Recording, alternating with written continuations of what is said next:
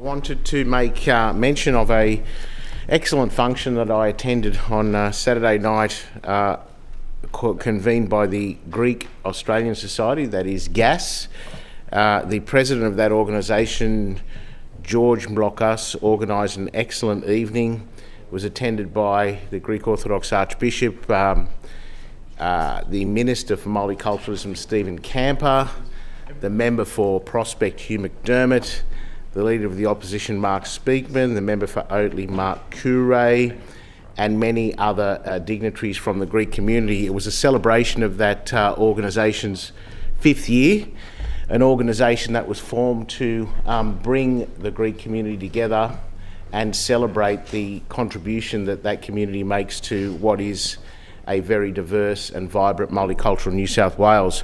One of the key things that they're pursuing is this idea that the Greek language, and of course this could be a template for other communities, Mr. President, that the Greek language should be fostered and perpetuated as a result of successive waves of immigration. We now have second and third generation of Greek immigrants, kids of Greek immigrants, whereby the language is dying out because the utility nature of language is no longer necessary.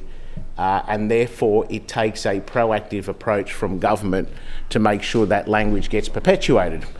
And one of the things that we've been discussing, and I would like to see our government pursue, is this idea that languages, rather than being a sort of a periphery or a add-on perhaps to a children's education, could become front and centre as part of the mainstream curriculum and encouraged, because we obviously, given the multiplicity of ethnicities we have and the volume of waves of immigration we've had over the last 100 years, we have a massive comparative advantage here in New South Wales, whereby kids should be encouraged to learn the native tongue from the countries from which they've come, to encourage that cultural inheritance and continuity, and of course open people's minds by having another perspective and speaking a second language, which will be valuable for our citizens. It will make them more productive,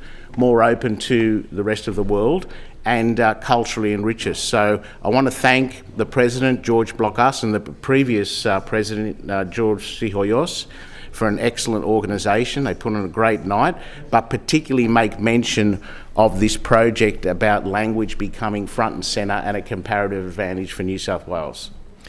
Thank you. I note the member didn't have any notes for that. I wonder, for the benefit of Hansard, if you might just get some of the spellings of some of the individuals he mentioned through to Hansard.